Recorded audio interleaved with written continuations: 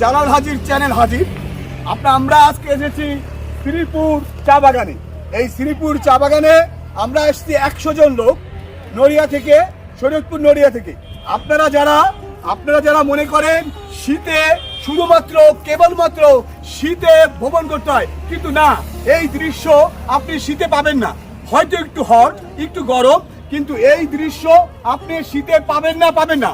অতএব আশা করি আপনারা এই মাসেই এই শ্রীমঙ্গল, এই সিলেট ভ্রমণ আমরা এখন এসেছি মাধবপুর লেক।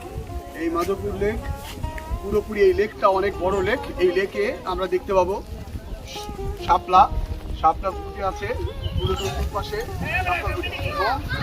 এর উপরে যে পাহাড় টিলার উপরে আমরা সামনে আগাবো, সেখানে আমরা দেখতে পাবো চা বাগান। এখানে আমরা দেখতে পাবো চা বাগান।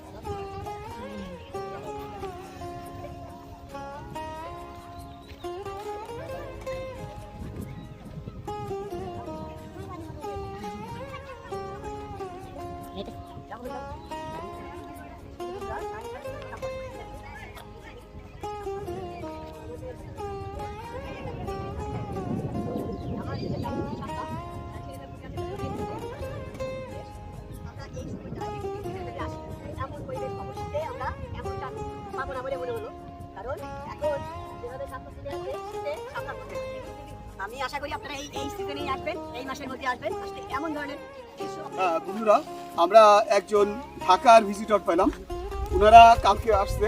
আপনার নাম কি ম্যাম? আপনার নাম? আপনারা কবে আসছেন? গতকাল। কোথা থেকে আসছেন? ঢাকা। কি দেখলেন এখানে?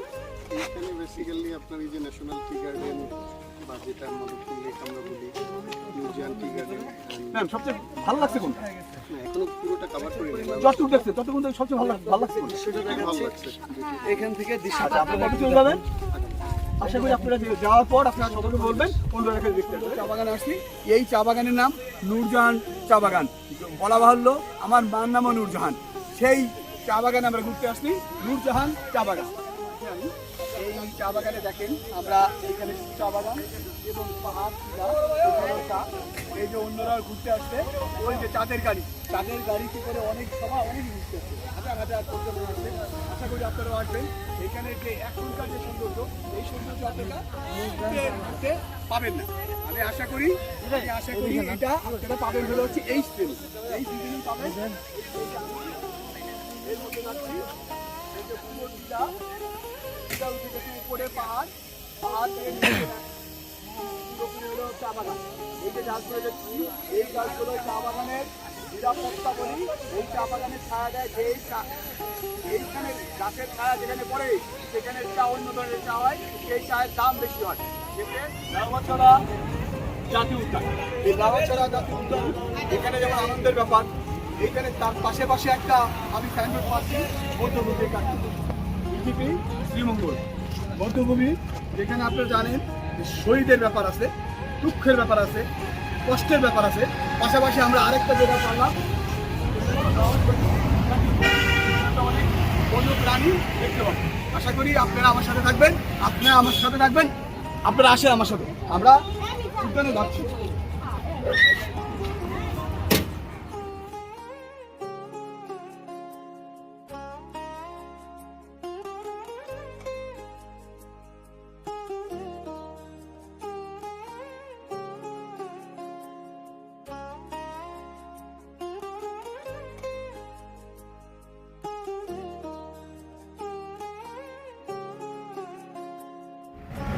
বন্ধুরা, আমরা যাচ্ছি চাঁদের গাড়িতে করে।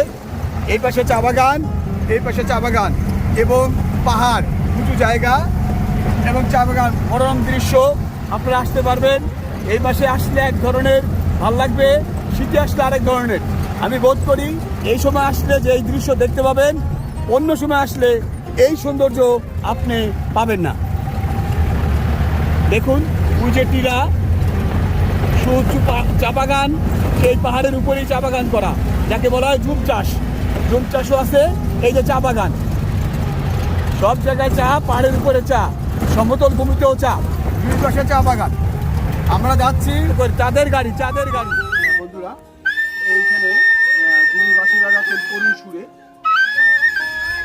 এই জন্যই বাঁশিকে বলা হয় ডাকাতিয়া বাঁশি। এই গান মনে হয় এই সুরের কারণে হয়েছে। আমার হৃদয় যেন কেমন করছে। এর নাম হলো কৃষ্ণ দাস। সেই পাহাড়ের চূড়ায় আনমনে বাঁশি বাজায়, কোনোরকম কোনো কিছু পাওয়া বা দেওয়ার নয়, অনেক সুরে বাঁশি হয়ে গেল।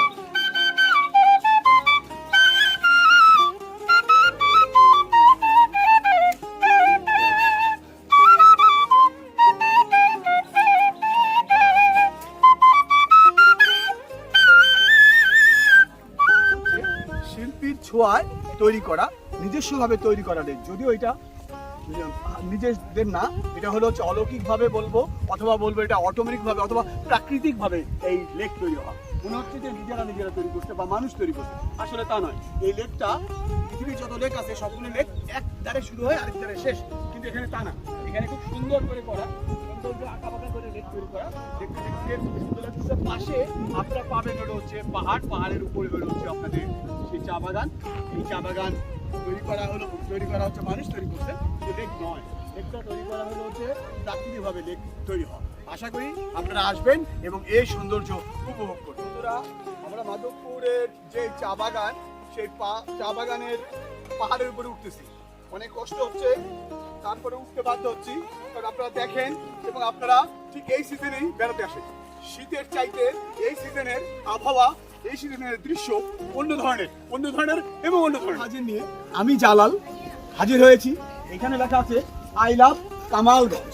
আমি জালাল এই কামালগঞ্জের দৃশ্য নিচ্ছি এই কারণে, যাতে আপনারা পরবর্তীতে এই মাসের মধ্যে আসেন, আসে এই সৌন্দর্য উপভোগ করেন। আপনাদের অসংখ্য অসংখ্য ধন্যবাদ।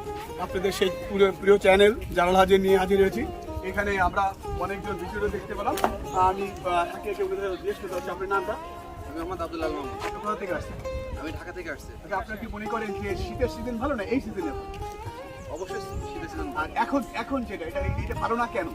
এখন তো প্রচন্ড গরম, গরমে পাহাড়ে উঠতে অনেক কষ্ট হচ্ছে, বাতাস কম হচ্ছে, নিচে উপরে বাতাস। আপনাকে অনেক ধন্যবাদ। আসলে উনি বলতেছে যে শীতের সিজন ভালো, আমি বলতে চাই শীতের সিজন ভালো, তবে এই সিজনের যেই সৌন্দর্য সেটা আপনারা শীতের সিজনে পাবেন না। যেমন এখন যে আবহাওয়াটা যেরকম আপনি বাতাস পাচ্ছেন, শীতের সিজনে সেরকম পাবেন না। যেমন শাপলা পাচ্ছেন, শীতের সিজনে পাবেন না। এখন যে সৌন্দর্যটা, এই সৌন্দর্যটা শীতে পাওয়া যাবে না। শীতে যেটা পাওয়া যায় সেটা এই গ্রীষ্মে পাওয়া যাবে না। আপনাদের অসংখ্য ধন্যবাদ।